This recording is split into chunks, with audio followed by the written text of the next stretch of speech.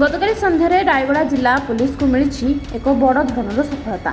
विगत किछि दिन हेब कोरापुट और रायगड़ा जिलार कल्याण सिंहपुर काशीपुर सह कलाहांडी जिलार थुअमूल रामपुर और विभिन्न जगह चोरी करी पुलिस निद हजाई देथिबा एक चोर गैंग को धरिबारे सफल होइछन्ती रायगड़ा पुलिस।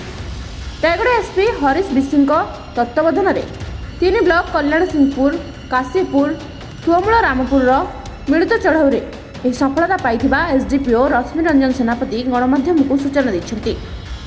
चढ़ाऊ में 3 जण चोर सह गोटे बाइक OD 10Q955 गोटे बोलेरो OR07 K3245 एवं 11टी घरोई गैस सिलिंडर सह अनेक घरर जिनिस जबत होइतिबा सूचना रही। धरा पड़िथिबा 3 जण चोरंक मध्यरु जणे नाबालक रही।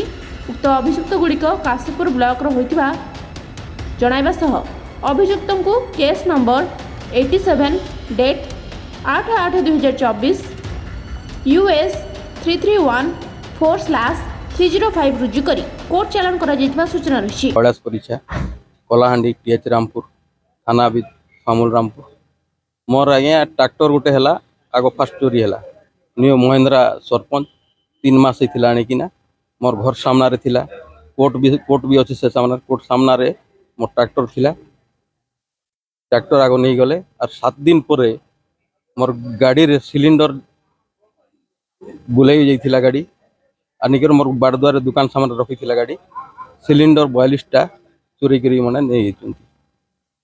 आज पुलिस तुमको फोन कर पुलिस आज राति रे मते मोर ओसी फोन कले फामुल रामपुर ओसी आपण सिलिंडर जबत होईची आपण जे काशीपुर थाना से जोगाजोग करंतु आउ सेटा जई करी कल्याण सिंहपुर से जे मन चोरे नहीं चंती से मन सेठी जबत कराईची कल्याण सिंहपुर जे थाना रे देखा करंतु ओसी के बोल अब केते टका क्षति आज्ञा मोरला ट्रैक्टर हला 16-17 लाख टका आउ एटा हला सिलिंडर 65,000 टका।